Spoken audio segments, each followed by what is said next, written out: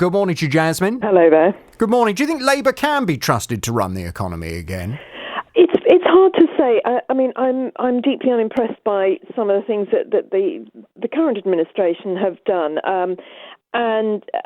So there are problems on both sides. I was not impressed by the last Labour government. I felt that they just gave what money away, and as you know, when they left, they said to the new government, all the money's gone. So I am nervous about the idea of Labour running the economy again, and I'm particularly nervous, I think, of an administration, whether it's left or right, that won't compromise. That's the message generally that I get about the personalities here in this current administration. That when you keep talking about the current administration, do you mean the current administration in power or the current administration in the Labour Party? Sorry, both. Yeah. So I was talking about the current administration, as in I'm not happy with the way that the Conservatives have given a lot of money to the older people and taken it away from younger people. I think they've created a huge inequality there. But what I also meant was Jeremy Corbyn and John McDonnell, particularly this shadow cabinet, I think is very unhappy. They are very unwilling to compromise.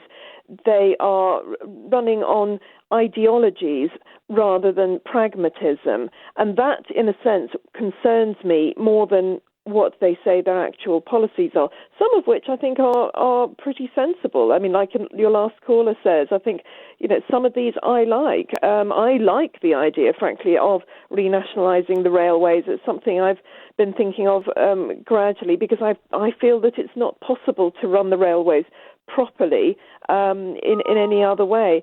I like the fact that McDonnell says that he wants to work with entrepreneurs, etc. But, experience shows that Labour tends to just spend money, and quite often not in the right direction. So that money simply gets wasted. So that's a concern of mine. Do you think that the current Labour Party, the top of the Labour Party, do you think they will, and have they got what it takes to persuade Middle England to vote for them? No, I don't think they do. I mean, as you said, the majority, really, of Middle England doesn't want change. By the way, it's an interesting thing to hear people say we need change. That's exactly what Donald Trump's thing is, and what his followers are all saying. We want change.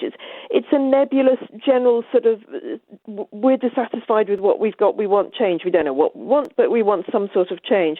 And, it's a great rallying cry, and people go, oh, yeah, we want change, those who aren't happy with things. But it doesn't give you any specific idea of what the new ideas, what the new moves are going to be.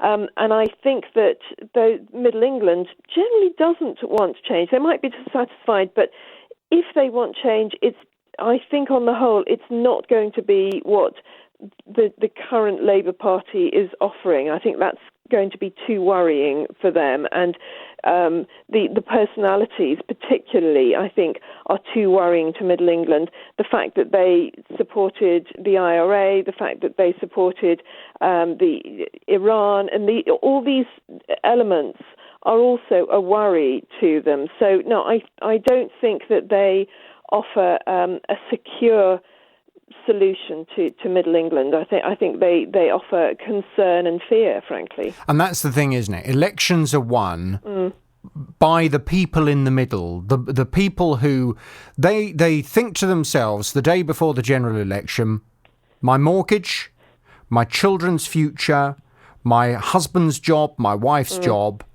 Who do I feel that is in the safest hands of? Which of the two political parties is going to keep life as safe as possible for me and my family? And that's what Labour have to understand. They have to persuade those middle-class people, middle-aged people who have families, cars on their drive, a job and a mortgage.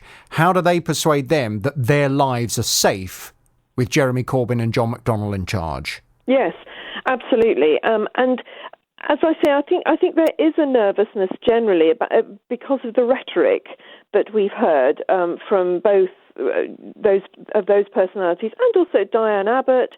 And the shadow cabinet generally is quite pugnacious, it seems. I mean, they talk about a kinder, fairer politics, but the actual behaviour doesn't go along with that. Certainly, the things, the insults that have been thrown. There's a whole lot of violent invective that's come out. Not that the Conservative Party is any better, but they've managed to sort of keep it under wraps a bit more, it seems to me.